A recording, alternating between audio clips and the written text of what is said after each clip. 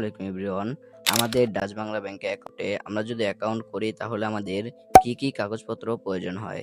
আমরা কিন্তু অনেকে এটি জানি না এবং আমাদের কি কাগজপত্র প্রয়োজন হয় সেটাই কিন্তু আজকে আমি আপনাদেরকে জানিয়ে দেব যে আমরা যদি ডাচ বাংলা ব্যাংকে অ্যাকাউন্ট করি তাহলে আমাদের এখানে কি কাগজপত্র সেখানে জমা দিতে হবে এবং সেখানে আমাদের কত টাকা লাগবে, কি পরিমাণ টাকা লাগবে সকল প্রকার ডিটেইলস কিন্তু আজকের ভিডিওতে আলোচনা করব। ভিডিওটি ভালো লেগে থাকলে ভিডিওতে একটি লাইক দিয়ে চ্যানেলটি সাবস্ক্রাইব করে পাশে থাকুন। এখানে কিন্তু সর্বপ্রথমে ডাচ বাংলা অ্যাকাউন্ট করার জন্য যারা আপনারা এখান থেকে অ্যাকাউন্টটি করবেন তার কিন্তু আমাদের যে পাসপোর্ট সাইজের 2 কপি ছবি কিন্তু এখানে দিতে হবে। এরপরে হচ্ছে ন্যাশনাল আইডি কার্ডের ফটোকপি কিন্তু এখানে আমাদের দিতে হবে।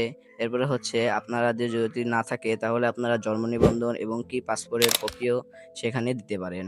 সেগুলো চাইলে আপনারা এগুলো দিতে পারেন, আর না থাকলেও কিন্তু সমস্যা নেই। এরপরে আপনারা যাকে নমিনি দিতে চাচ্ছেন তার পাসপোর্ট সাইজের ছবি লাগবে এবং তার যে এনআইডি কার্ডটি রয়েছে এনআইডি কার্ডে কিন্তু ফটোকপি লাগবে।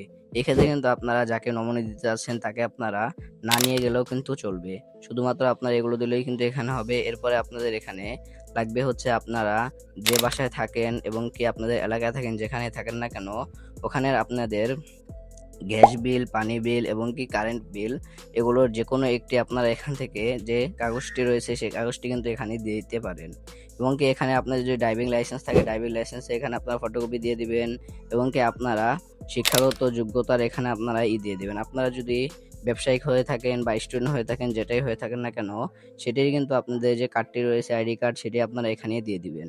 এরপর আপনারা ডাচ বাংলা অ্যাকাউন্ট যে খুলবেন সেখানে আপনাদের আগে থেকে কিন্তু যার অ্যাকাউন্ট রয়েছে এরকম একটি লোক কিন্তু আপনাদের সেখানে নিয়ে যেতে হবে।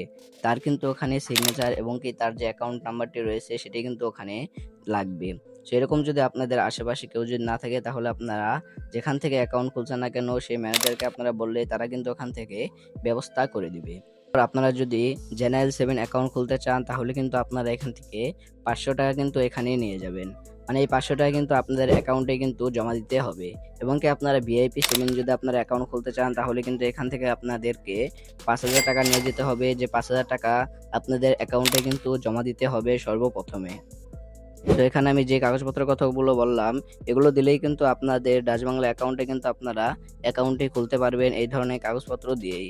এখানে কিন্তু একদমই সাধারণ, আপনারা এই কিছু কাগজপত্র নিয়ে গেলে কিন্তু আপনাদের ডাচ বাংলা অ্যাকাউন্ট কিন্তু আপনারা ক্রিয়েট করতে পারবেন। সো এই কিন্তু ছিল ভিডিওটা যদি ভালো লেগে থাকে ভিডিওতে একটি লাইক দিয়ে চ্যানেলটি সাবস্ক্রাইব করে পাশে থাকুন। আর এই ধরনের গুরুত্বপূর্ণ ভিডিওগুলো পাওয়ার জন্য কিন্তু অবশ্যই ভিডিওগুলো কিন্তু বেশি করে শেয়ার করে দিবেন যেন পরবর্তীতে মানুষরা জানতে পারে। তো দেখা হচ্ছে একটা নতুন ভিডিওতে, ততক্ষণ সবাই সুস্থ থাকবেন, ভালো থাকবেন। আল্লাহ হাফেজ।